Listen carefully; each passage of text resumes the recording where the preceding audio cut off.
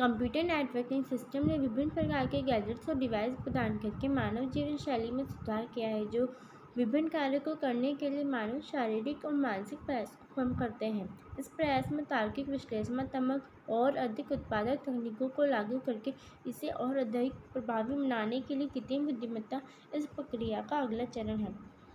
हम इस वीडियो में कृत्रिम बुद्धि के बारे में अच्छे से समझेंगे कि कृत्रिम बुद्धि क्या है, कब से शुरुआत हुई, इसकी विशेषताएं, समाज में इसके लाभ और हानि, आने वाले भविष्य में इसके द्वारा क्या परिवर्तन होंगे आदि। आइए सबसे पहले हम जानते हैं कि कृत्रिम बुद्धि क्या है। कृत्रिम बुद्धि, जिसे हम अंग्रेजी में आर्टिफिशियल इंटेलिजेंस भी कहते हैं, ईश्वर ने मनुष्य को सोचने और समझने और काम करने की शक्ति प्रदान की है। इस तरह से बुद्धिमत्ता और प्रक्रिया देने की क्षमता को समझना इंसानों में जानवरों से काफ़ी अलग है। बुद्धिमत्ता सीखने की ताकत की और समस्या को सुलझाने की क्षमता है। जब ये सारे काम मशीनों के सामान्यतः दावा किए जाए तो इसे कृत्रिम बुद्धि कहा जाता है। सरलतम शब्दों में कहें तो कृत्रिम बुद्धि का अर्थ है एक मशीन में सोचने, समझने और निर्णय लेने की क्षमता का विकास करना। कृत्रिम बुद्धि को कंप्यूटर साइंस का सबसे उन्नत रूप माना जाता है। कृत्रिम बुद्धि के उदाहरण जो आप और हम दैनिक जीवन में उपयोग करते हैं, जैसे कि स्मार्टफोन और स्मार्ट कार और ड्रोन, वीडियो गेम और सोशल मीडिया फील्ड, नेविगेशन और यात्रा, बैंकिंग और विद्युत होम डिवाइसेस आदि कृत्रिम बुद्धि के उदाहरण हैं।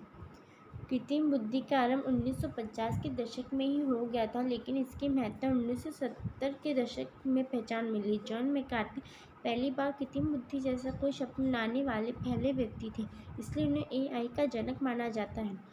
जापान ने सबसे पहले इस और पहल की कि 1981 में फिफ्थ जनरेशन नामक योजना की शुरुआत की थी। इसमें सुपर कंप्यूटर के विकास के लिए 10 वर्षीय कार्यक्रम की रूपरेखा प्रस्तुत की गई थी।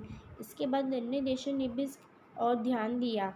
ब्रिटेन ने इसके लिए एल्वी नाम का प्रोजेक्ट बनाया। यूरोपीय संघ के देशों ने भी एफ्रिथ नाम से एक कार्यक्रम की शुरुआत की थी। इसके बाद 1983 में कुछ निजी संस्थानों ने मिलकर आर्टिफिशियल इंटेलिजेंस पर लागू होने वाली उन्नत तकनीकें जैसे very large scale integrated circuit का विकास करने के लिए एक संघ micro electronics and computers technology की स्थापना की।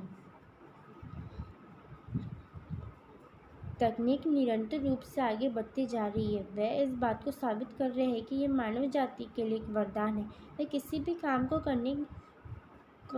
काम को सरल बनाते हैं और आगे चलकर मानव तरीके से एक समस्या को हल करने में मदद भी करते हैं। हर तकनीक का अपना सकारात्मक और नकारात्मक प्रभाव दोनों ही होता है, और इस तरह से कृत्रिम बुद्धि के भी है। विभिन्न उद्योगों और अनुसंधान क्षेत्रों में इसका काफ़ी महत्व होता है, लेकिन गलत तरीके से इस्तेमाल किए जाने पर यह कृत्रिम बुद्धिमत्ता अभिशाप भी साबित हो सकता है और मानव जाति के लिए खतरा बन सकता है। आर्टिफिशियल इंटेलिजेंस तकनीक से देश के मेडिकल सेक्टर को सबसे ज़्यादा फ़ायदा होने वाला है। इस तकनीक से एक्सरे रीडिंग जैसे तमाम काम आसान हो जाएंगे। डॉक्टर्स को अनुसंधान में मदद मिलेगी। इतना ही नहीं, आर्टिफिशियल इंटेलिजेंस से मरीजों का बेहतर इलाज किया जा सकेगा। स्पोर्ट्स के क्षेत्र में भी आर्टिफिशियल इंटेलिजेंस की मदद से बहुत फ़ायदा होगा। खिलाड़ी इस तकनीक के ज़रिए अपनी परफॉर्मेंस पर नज़र रख सकेंगे। इसके अलावा देश के लोगों को इस तकनीक को खेल को समझने की सुविधा मिलेगी।